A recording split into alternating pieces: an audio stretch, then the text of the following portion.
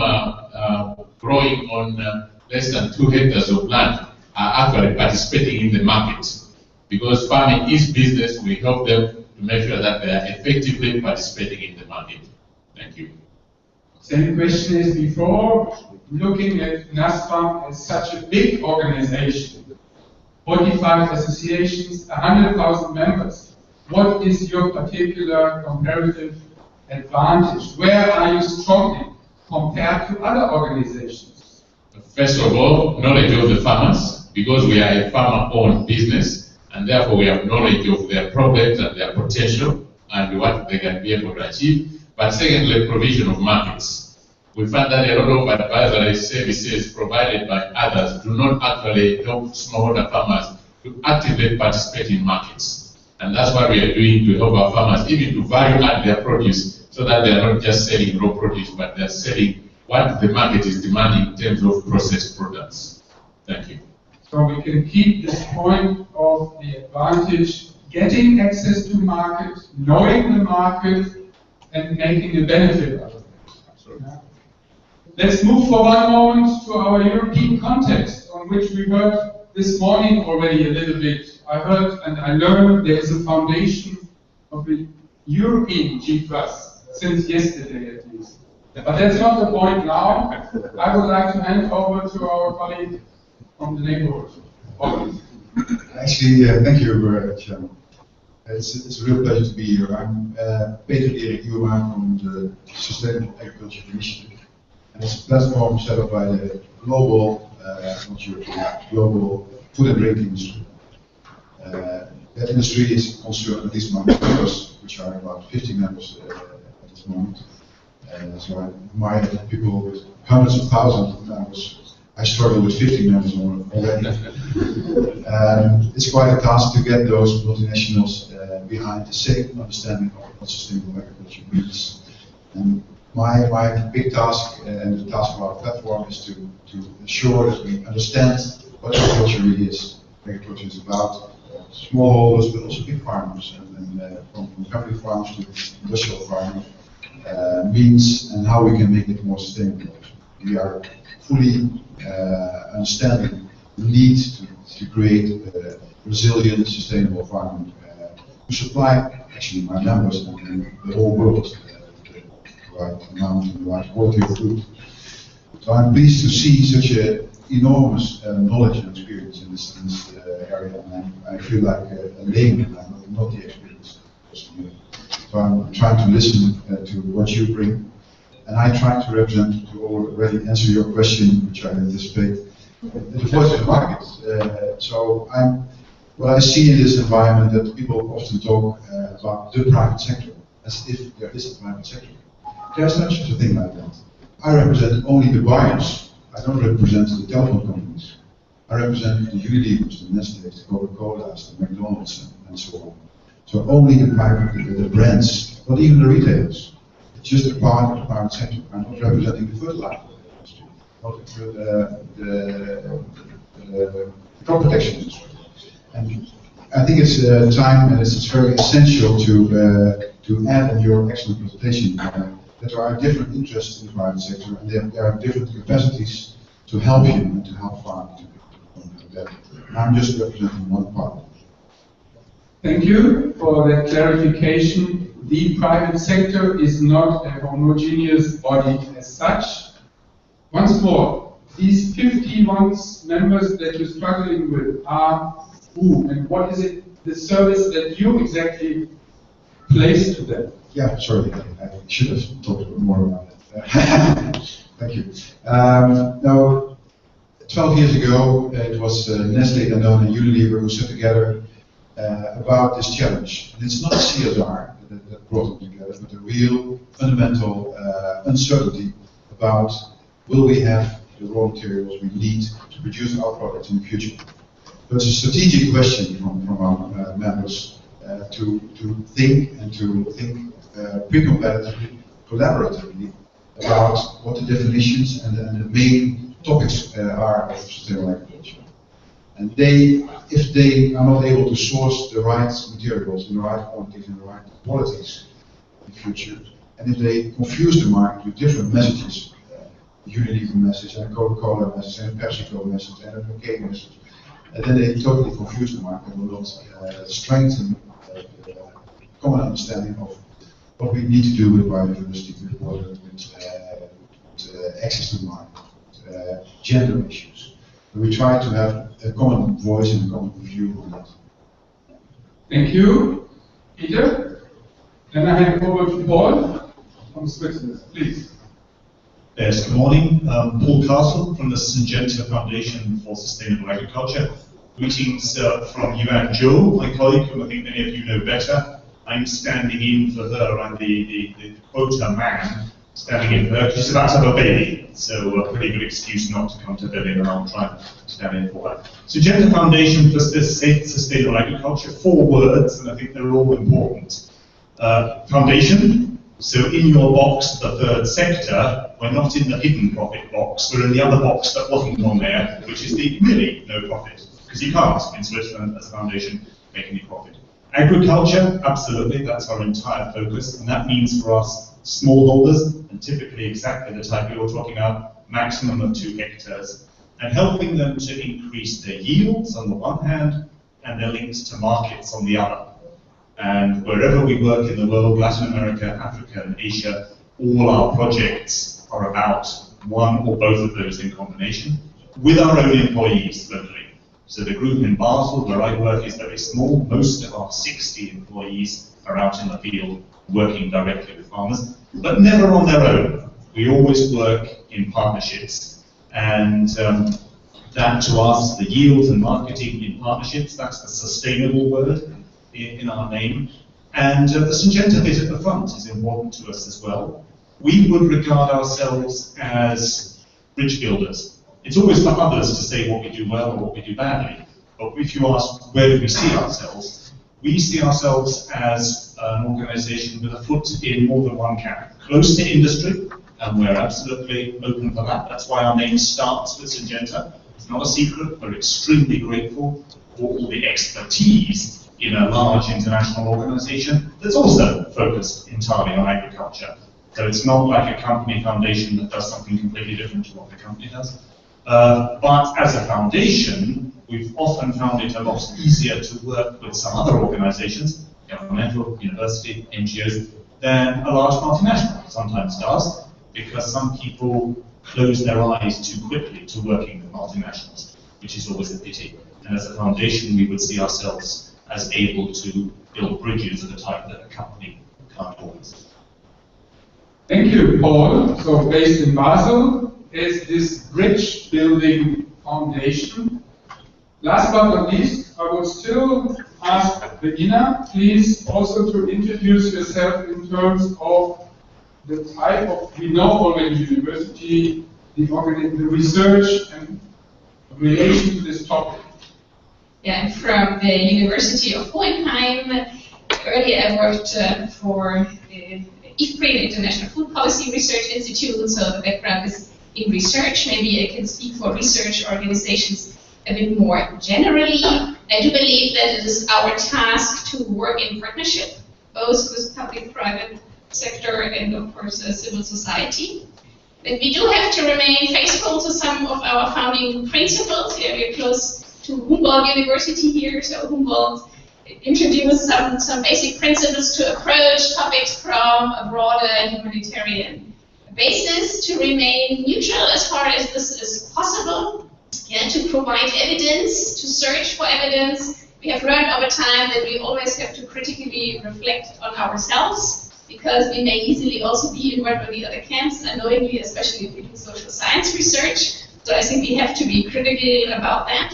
But I believe that providing evidence that actually helps to find out what are actually extension approaches that best fit, that actually work, that overcome the problems that we have observed, I think that is actually our main task. Our second important task is in the field of education and training. In the University of Hohenheim, for example, and that is true for, of course, many other universities, we have students from all over the world. Yeah, I believe that is actually also very important. They may be future leaders in agricultural advisory services. So So what they actually learn during their studies is important. The opportunities for doing research and getting to know research principles is also very important. So research, being a neutral provider of research for all, and training and education of young professionals, I believe that is actually our task as universities and research organizations.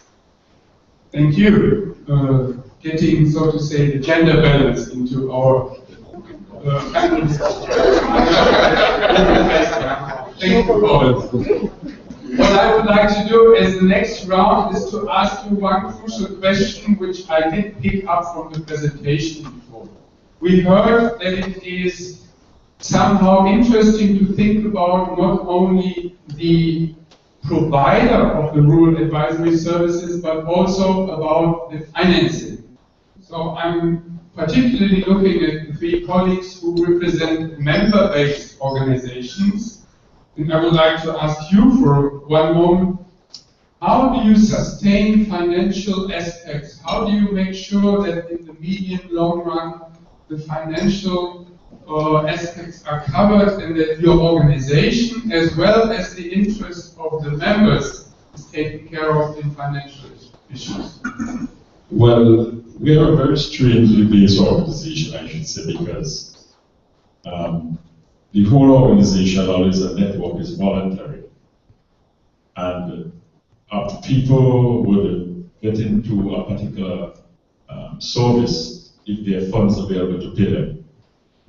The reason why we are focusing a lot on market access is that we believe that if farmers are business persons, and if you're able to, because we already have some very successful market trials, we're doing some marketing, some pockets, now we want to go global with our marketing, is that the surplus from marketing would not only cover our costs, but would also pay for all the extension and technical support services. Because if you're able to cut out the inefficiency in the middle, and sell directly to a supermarket, like we're negotiating with supermarket chains in Europe and also in the Caribbean region. We already had large supermarket and hotel chain willing to work with us. It means then that we should be able to provide our own extension service, and not only that, be able to even supplement the income of some of the extension services who sit in offices because they don't have travel allowance to come out and work for us. That's basically how we see this. So our whole thing is to have a self-financing approach, and that is our methodology of working. And one last thing I should say, we have classified our farmers into 3 categories because most of our farmers are under 3 acres. So the fact of the matter is we have the commercial farmer, these are small farmers. The part-time commercial farmers, these are somebody who might be a carpenter, but also or a teacher and also do farming. And the subsistent farmer. The subsistent emerging farmer, these are the farmers who we expect government extension service to focus a lot, and they can move up into the category of more commercial farmers. But they provide a very important function. They provide also the labor backstop, the labor force, and the support mechanism for the rest of the other 2 categories of farmers. So that is because we had to do this because over the years nothing was moving in agriculture, and then we had to sectorize it in such a way that we begin to focus. And what we are seeing now is that once you have a lot of commercial and small and part-time commercial farmers working, you find a lot of people now are taking example from them moving up from the subsistence into that category. Jethro, if you mentioned there are these 3 kinds of farmer groups, subsistence, commercial, do they pay for the rural services, the advisory services? Okay, basically we believe that, it's our belief, that within the marketing program, the fees would be embedded. Because as part of when you do your cost of marketing, that must be built into it. Okay, so it's easier to build that in because they are delivering the products. We right now have an experiment going in which now we just import some fertilizers into a particular intercity school, and it was based on soil testing. Fortunately, we had to team up with a multinational corporation with fertilizer company.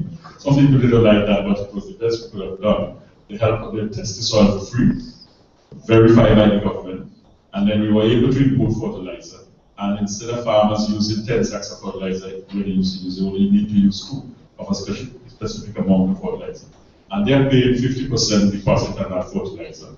And when they sell the crop into the system, the other portion is deducted. So we build instead of a lot of accountability into the cost of sales. Okay. Thank you for that example. We'll hear more this afternoon.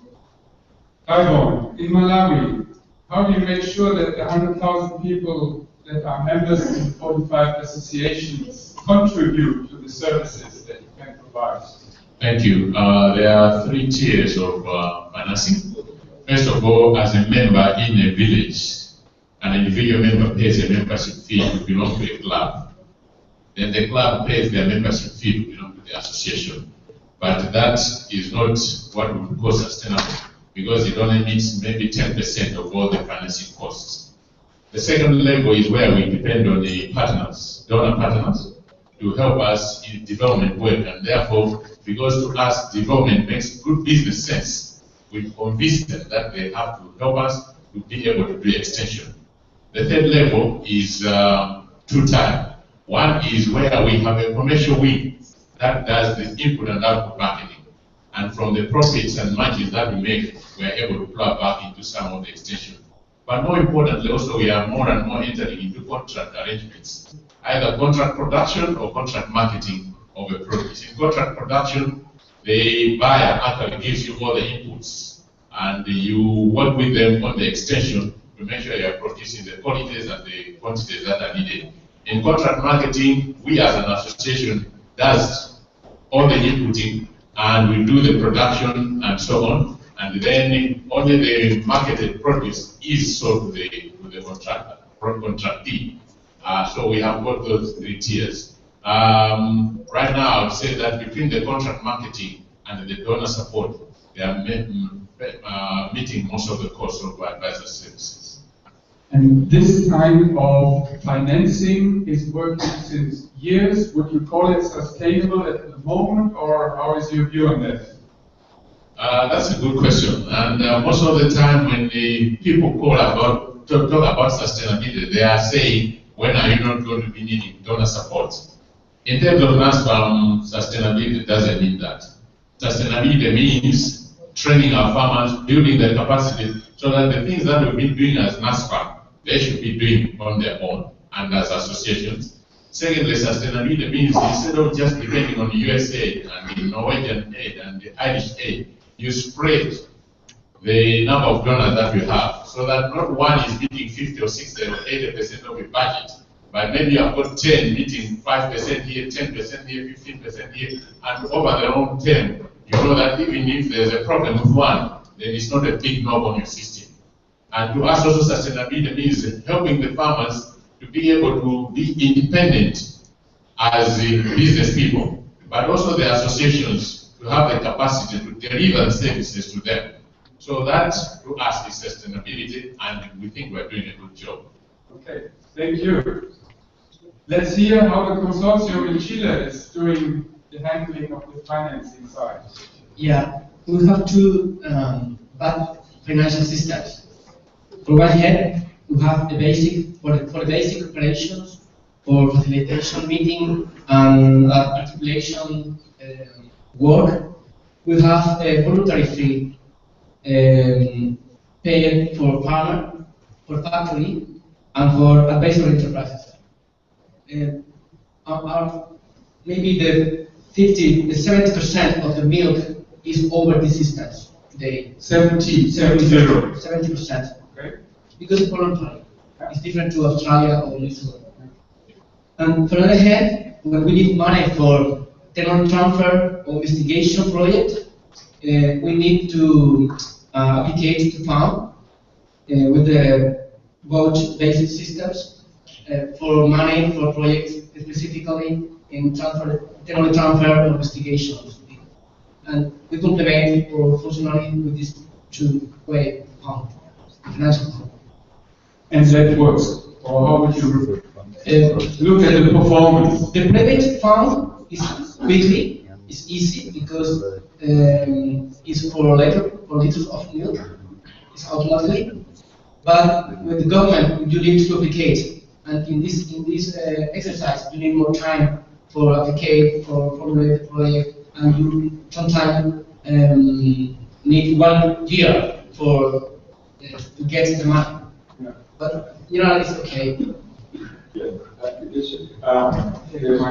There's one issue I want to debate, is the issue of donor funding creating a very dangerous situation for civil society and non-governmental organization, because the reason why we took this approach in Ukraine, one time we used to have a massive organization funded by USAID, SEED, etc.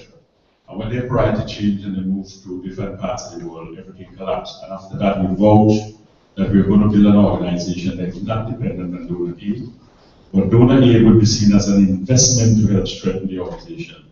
And I believe, this is within my heart, I believe that any NGO or civil society that depends on donor aid is only a matter of time before they collapse.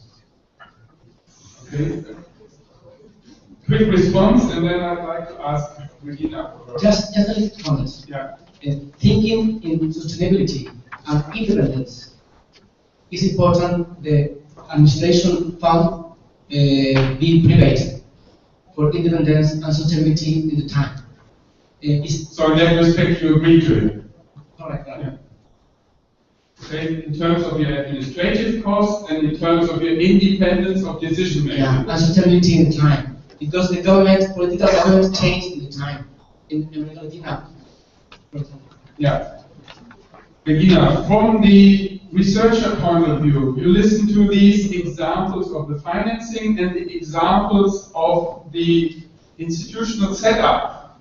Does that fit into your schemata, into your graphic design? And what is your research finding on the different types of financing? Just to share your thoughts with us.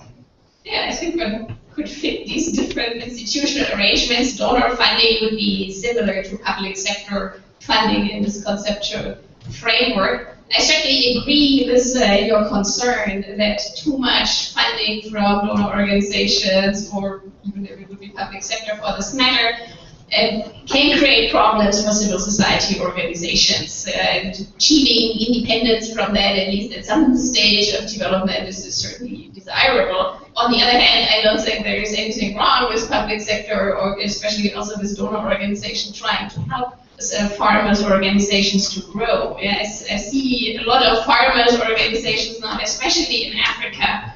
And these initial problems, we looked at the governance challenges of these different organizations. The initial problems of finding the finance to organize them, especially when transaction costs are high and farmers live in remote areas. They can't easily afford even the travel costs. Once I was interviewing farmers in the DRC Congo, even the travel cost to come and meet is actually very high. So I don't see a problem in donor funding to initially help to create these organizations. I also believe that they have been neglected far too long from the donor side. So I think there's a lot of value in providing support for them. But one has to be, of course, always keep in mind, as you say, that what problem this may create. And I think the ultimate goal should be that they become financially independent, and that is, of course, easier if they do have business enterprises like the cooperatives. Yeah, for them, that is actually much easier to become independent from government, from donors. So I think that's certainly an important way to go. I think there are also a lot of financing options that haven't been tried or explored enough.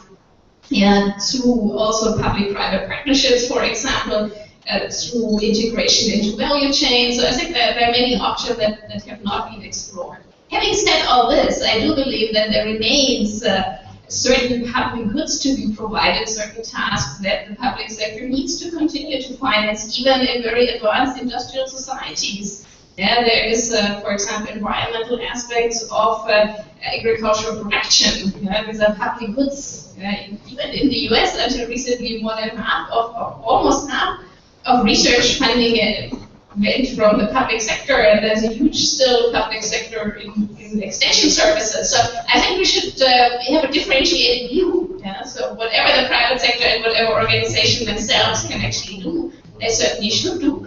But there remains also a role for public sector and donor organizations. Similar question to the two of you.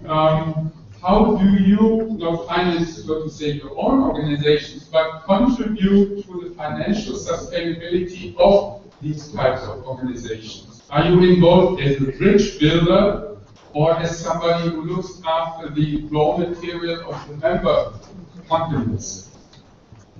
Yes, I think it's a very interesting discussion we have here about how to finance. And the key point I want to make, and it's confirming the previous speakers, is I think we need to emancipate farmers to take their own pride and be independent and be a strong partner.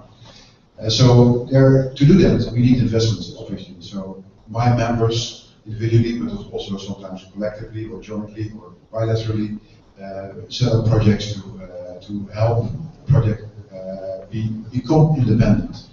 But the big worry I see from my kind of members is to become engaged or entangled in more structural financing. That's not what the market can offer. The market, and I totally agree with you, is there to create efficiencies and not to add cost or transaction cost to it. And that's not saying that we should not be responsible or socially responsible to make things happen and to empower farmers all over the world, smallholders and bigger farmers. But it should be investments and not structural. Thank you for that point on saying the financing and the creation of structures in rural advisory services is something where probably not the private sector has a strong point. But speaking about structures, how does the foundation as a bridge builder contribute to this? Well, when you're talking about sustainable sources of income for farmers, we believe that the second part of our task that I mentioned, as well as raising the yields, the links to markets, is essential. We as a foundation do not want to create long-term dependencies, for example, on us or any of our other partners in a public partnership. We are interested in smallholders, as you say, moving from that lower category up to a higher category through the ability to earn income reliably. Now, I know reliable is a difficult word in agriculture. All farmers have the world's two worst risks to deal with, weather and politicians. But if we can at least keep the politicians out and do something about reducing the weather risk and open that avenue to sustainable earning of income, then I believe we've taken a big step forward. Without creating long-term dependencies on anyone, whether it's on international or bilateral donors or on a little Swiss foundation. We really want to avoid that. There's some help with the kickstart, that's great. After that, income is what counts reliably. Helps with the kickstart. And income, not so much of the individual farmers, members, but say creating organizational structures. How do you, so to say, is that help directly going to associations, or how does the foundation support not the income of individuals, but of these organizations that are engaged in advisory services? Well, our local employees are delighted to work with farmer organizations. Despite, you're quite right, one or two question marks about perhaps people not always keeping to their own organization's rules, but by and large, extremely happy to work with farmer organization because they offer the power both of supply and of negotiation that's essential to deal with major buyers. And particularly when you're looking for more lucrative markets, if we can help link up producer associations, farmer organizations, to buyer organizations, and contribute to the quality of the produce through extension work, then we feel that we've done a good kickstart. I mean, kickstart is not just about money. I mean, it's, for example, about training, which is extremely important to us. We're delighted to work with farmer organizations where that's appropriate, but I think we have to be ready to take every situation on its own local terms and see what is locally appropriate, but we have very good experiences with farmer organizations. Okay. Hopefully find a moment to share some of these experiences, probably at the share fair this afternoon. One aspect I would like to come to in the second round is the challenge of networking, the challenge of coordination. between private sector and producer organizations, or even within? How do you see and how do you rate or view the positive effects and the challenges of these coordination needs and the networking needs among the different advisory services that do exist? Do you have ideas? Do you have examples how you try to do that? If I may. In terms of that, for example, I can talk about some success stories. We have right now a relationship in one particular country, and I expect in St. Lucia, where the largest supermarket chain, 15 supermarket, came to an agreement with our members to buy because it was in their best interest. What we did, we involved them in the total process. We have what we call a methodology we call a buyer grower forum. Say again? A buyer grower forum. Buyer grower forum. Yes, we put the buyers to sit down and the growers to sit down. The government helps you, technical agencies, they look each other in the face and they say, no, there's no big debate. What do I have to do for you to buy my product? And they say, if you do this, they will buy your product. And the meeting is over in 3 hours, and we put all the notes together, and then we tell the technical agency and the government, well, you can step in now and see where you can help to create this environment for this environment. And we have found that we tried that in St. Lucia. It has worked successfully. Well, it's a new methodology because there's so much debate and talk, and anytime you go to these long detailed government involvement, you see a lot of long statistics that the businessmen get hired. All they want is yams, dashing, cabbage to buy of a certain country. They want to. So these short meetings have been working. Now we have contracts in St. Lucia, in Jamaica. It has now been extended to other countries. And what I'm saying is that it is possible and very easy if you're strategic to really do private sector and big private sector and small private sector link, because farmers are private sector too, and get it successful. And we have some success cases in the Caribbean. Thank you. Similar question to you. Knowing that among your 100,000 members organized in associations, you do have commercial farmers who may look for the same in terms of getting access when do I sell my product. But you also have the subsistence farmers. Coordination and networking in that situation, does it work? It does work if you know what you're doing. The biggest challenge with working with the big companies is that sometimes they don't respect the role of smallholder farmers. In what way? In that they don't treat you on the same terms as they treat other business people. But when you are really treating farming as business and they know you're serious, and the mobilization of the numbers, because you've got the numbers, you'll be able to produce the quantities that they need, then they start respecting you. So what we do with big organizations like that is that we work with them to make sure that we are delivering what they need. If we see that they don't want to work with us, we treat it as a roadblock and find ways of going around the roadblock. Okay.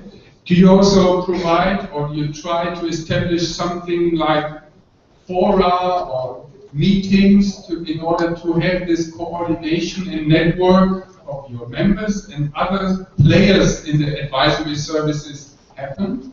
Absolutely. I think the important thing to remember is, like my colleague has said, if you're working with private sector, you have to make the meetings very brief and to the point and business-like.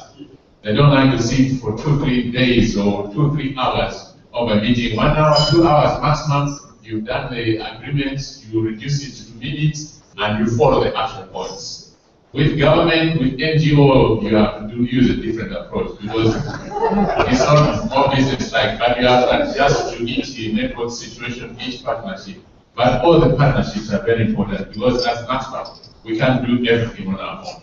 We depend on others to do their work so that our work is better. I think the important thing is that when there is impacts and people see results, then you can get things done. Okay, thank you. Sebastian, similar to the Latin America Chile situation, coordination in your experience, networking. Is it a challenge, and how do you go about it? Maybe it's more difficult than the financial. More difficult than the financial. And we saw the milk production like a dairy farm, and you need to go to talk to the factory with the farmer. On the other hand, you need to go to talk to the specialist with the pensionist, and then you need to go to talk with the farmer with the specialist. They talk different language completely. I do need this conversation because we need to put the focus in the same budget. And you need the specialist work for the farmer need, and you need the specialist work in the farm, and the farmer understand. That is the challenge in general, to put in the same table, sit in the same table, people who normally have different view of the problem, talk different language normally, and you put this group of people thinking in the same line and looking at the same focus at the end of the way. That is the challenge, and we try to assume in Consorcio. Instruments, what do you try in terms of how, tools? Normally, meeting like that. We try to organize networking of specialists. We meet with them. We meet especially with farmers. We got this tool like that, meeting and presentation like you in similar situations with that. Okay. Peter, following what he said from Malawi, can you manage to get access in terms of coordination, networking to those producer groups, or let's say groups of producers who are organized, mostly well organized, to have your provision of supply for your members? I'm not sure if I can do that, but I think what I hear is very appropriate. And I think the observation that we need a huge cultural business and a language culture and barrier between a business person that just wants something for good quality, good conditions, and that's also interested in to have this in a sustainable way. It's not something separate. I think increasingly the equation of just quality and price will become broader, and the equation of sustainability, good position for a farmer, but also the soil and water and the whole environment is taken into account, because of the simple reason that we understand that if we don't do that, there will not be enough in the future. It's not CSR again, it's really strategic interest of buyers. Maybe it's interesting to highlight two examples of the cooperation and the important collaboration that's emanating now on the level I'm working on. One is our members have to sit together and have to define their requirements and agree on the requirements on sustainable agriculture. What we call farmer self-assessment, which is a tool which is available on our website, which helps farmers understand what the market really wants and what they expect from the angle of sustainable farming. And not because we want to force something on the farmer again. It's in the interest of the farmer itself to remain profitable in the future and remain able to supply in the future. So that's a tool we have developed. With the ITC, the International Development Corporation in Switzerland, I sat together and said, actually, we represent the farmers from the world. And we want the farmers to provide access to your market. So they have developed and are developing an infrastructure for farmers to upload their self-assessment information to be available on a global level, global scale, for any buyer to show that they are actually farming sustainably. So that's a I think, very high level example, which is, has potential for individual farmers. That's on the website of SAI? SAIplatform.org. SAIplatform.org on sustainable agriculture. It's on sustainable agriculture, but that's the whole thing: environmental, social, and economic. Yeah. I would like to hand back to Regina. Coordination, networking. It didn't come out as a challenge or as a problem, as it was mentioned by Sebastian, even bigger than the financial one. But how do you see it from the research side? Within the providers and financiers of rural advisory services, but even among them? Yeah, I think that's a very important topic. I think the very interesting examples in your initiative is one of them of like within the sector, self-organization to joint standard setting to avoid that the government has to do everything. So I think these initiatives are very important. What one needs to be careful of, and what also we have seen in our research quite a lot in many developing countries, is that donors create forum for coordination or exchange for coordination's sake. And these are often not very sustainable. Once we did a study on sustainable resource management in Uganda, and we found maybe 10 different committees that were supposed to coordinate something in the sector.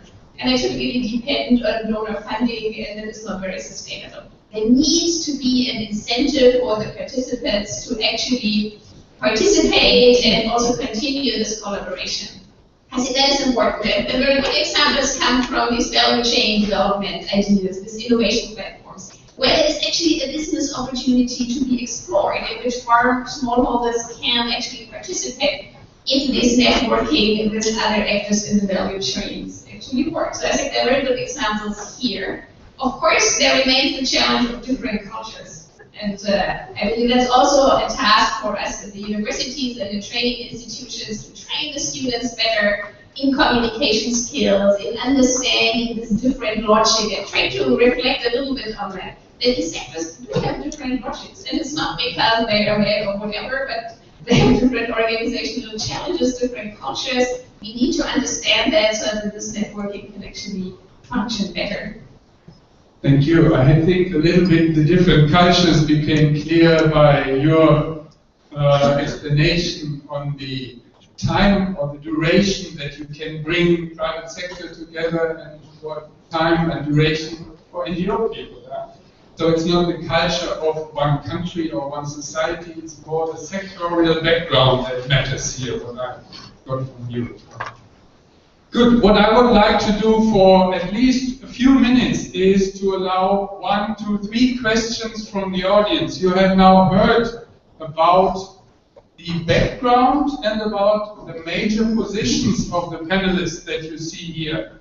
Is there one urgent request or one urgent question that somebody from you would like to pose to any of our diverse panel forum? One is right here on the table in the front. Please introduce yourself and face your point. Christian Erik from the CTA. My question is more to the representative from Malawi. We've heard of a lot of projects in the past that have established innovation platforms in Malawi.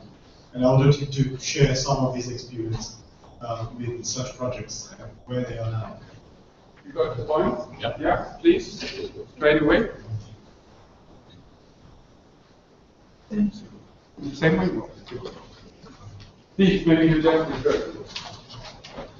Thank you. AICC, African Institute of Corporate Citizenship, is sort of an NGO, but because it's got the respect of government and it's got the respect of the private sector and also farm organizations, they normally play that coordination role where they develop platforms. We've got a legume platform, we've got a rice platform, we've got a cotton platform, and so on.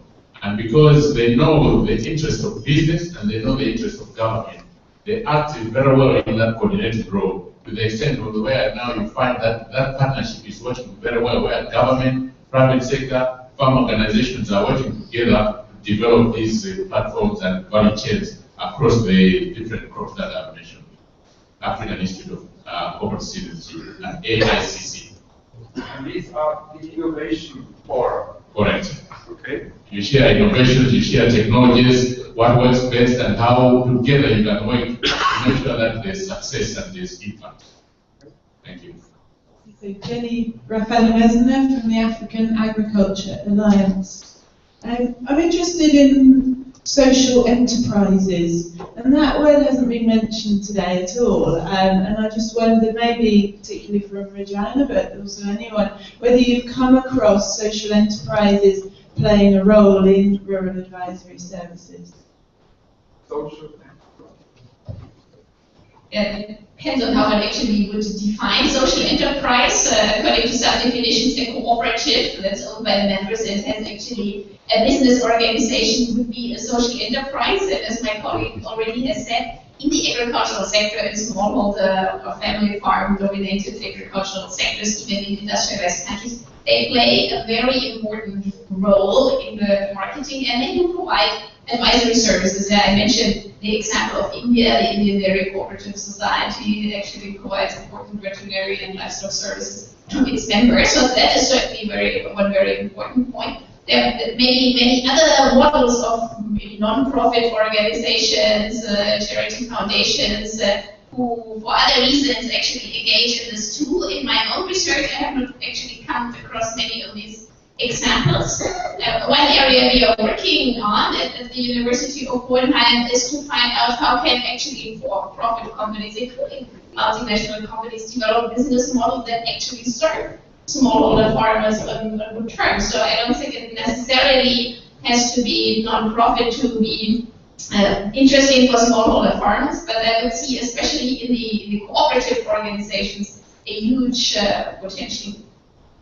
Paul, as well, to this Yeah, just a short advertising part. I'm also never quite sure what a social enterprise is, because I don't know what an unsocial enterprise would look like. Anyway, I think if you missed our poster session yesterday, you get another chance to share that today. There is a good example of an organization that I think would think of its work as social enterprise type, working with small farmers. So come on this afternoon to share that. That was just the advertising part. Thank you. That was a clear invitation for the share fair this afternoon. I will take one more gentleman on this table over there. From Georgia, Association for Farmers Like Defense. I would like to know more about how you're practicing with your experience in your advisory and education services is covering issues related with climate change, related with credit insurance. All these topics are under focus. Okay. Do you cover climate change and topics like that in your sessions, in your advisory services? Can anybody of you respond to that? Is it something that's coming up? Yeah, climate change is the biggest challenge probably of the century. And especially a lot of rural smallholder farmers are meeting that challenge. What we're doing is to work on both mitigation and the resilience of the farmers and adaptation. What gets frustrating is that when you get to international fora, like the COP, you find that there's a big difference. People either want to talk about mitigation or they want to talk about other issues, but they don't want to mix the two.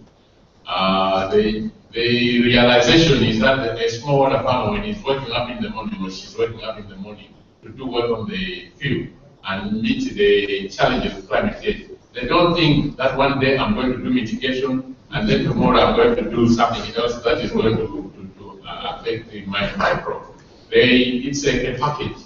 They are working to meet all the challenges. So that's something that we just have to work together in the global forum to make sure that both mitigation and adaptation are being addressed. But we can say it is a topic in your constituency. You do talk about it, no matter how you structure it, and it is something that people talk about in the Malawi associations. Absolutely. We started maybe some 5 years ago as the experiments across 7 other areas with the support that we had from Norwegian aid. But then we saw that we can't just be experimenting, we need to actually be doing. So with support from Irish aid, now we are applying this across all our associations, covering 19 districts and all 28 districts in Malawi. Some experience from Caribbean. Well, the Caribbean is very united, and for example, I used to say the greatest strength of our farmers' organization is that we facilitate good linkages with all our agricultural institutions like our Caribbean Research Institute, universities, FAO, CTA, IECA, or a number of partners. Okay, we won't be able to do anything without these. But we are all united on the issue of climate change. In fact, we are moving a step forward. Before I came to this meeting, we have prepared a concept note in which we are going to set up, we're going to facilitate the setting up of climate smart farms in all the countries to use as to generate information and training, and the institutions that will be working with us is going to be farm-based, because our farmers have been responding using their own brain to deal with the different pests and the new challenges of weather pattern changes, etc. So we are all united in that, and it is part of our, this is embedded in our agricultural development strategy in the region. Thank you. So it is a topic, so to say, you have some response to. Coming, yeah, please. I just want to add something, because I think you made a very, very important comment here. In this room, we may talk about climate change. It's an important issue, and it will be on the agenda for the century.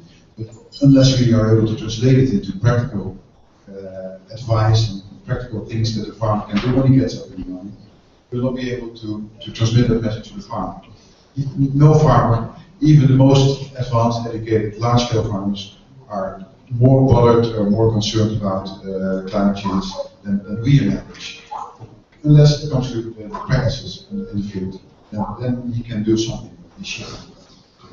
Okay, that's a clear statement in which direction it should go. Sebastian? Just comment, in the case of Chile, I don't know if it's similar in the rest of Latin America, but it's a typical issue that is in the head of the government and universities, and not necessarily in the farmer. It's no go down. It's the issue isn't over part of the chain. You know, the farmer, the dairy farmer, maybe don't see it's a problem today. Yeah. So what is, like what Peter said, it did not happen, and it transmits down to practical advice, so to say, more on a theoretical level. Yeah, we have a few studies about the impact on solutions, but not only this is a problem that the farmer saw in the future, not the present. Okay, it's not. But how are your farmers? Because all farmers have been coping with dramatic changes in temperatures, in weather pattern, and they have developed. That's one of the reasons why we have moved towards the setting up of these specialized farms, because they have been moving to cooperate. As a result of that, they are the one who took the lead by their practice in the field, and now the resources are being taken. But because what I'm asking, is it affecting your farmers in the field, and are they doing certain practices which are possible, which can be translated into knowledge learning and sharing? Yeah, sometimes some fields could move into the south for the climate change, but it's not stress. You just can change your production to another one. Okay, so it's a reaction. Good. One last statement on this issue of how far is climate change a topic in rural advisory services.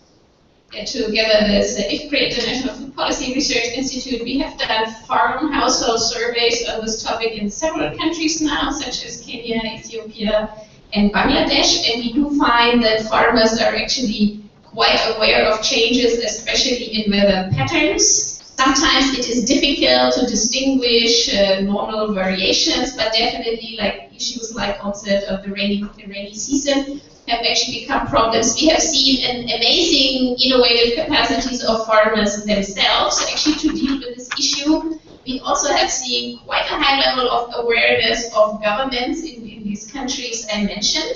But one of the main problems, or maybe two challenges, remain. One is many adaptation strategies do actually require collective action, formation of groups, especially in terms of water management. So there's certainly more effort required here.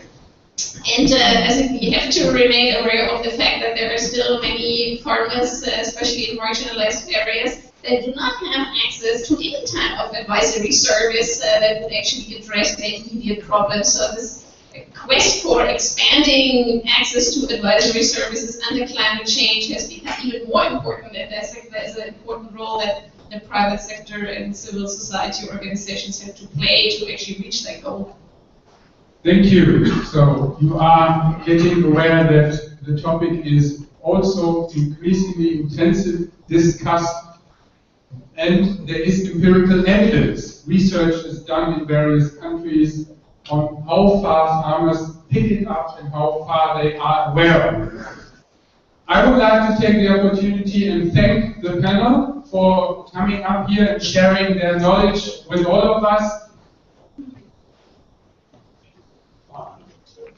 Good. The offer is for another detailed paper on this one from the Caribbean perspective, which we will put and share with you on the GFRAS website. Thank you for that, and thank you for all of the panelists.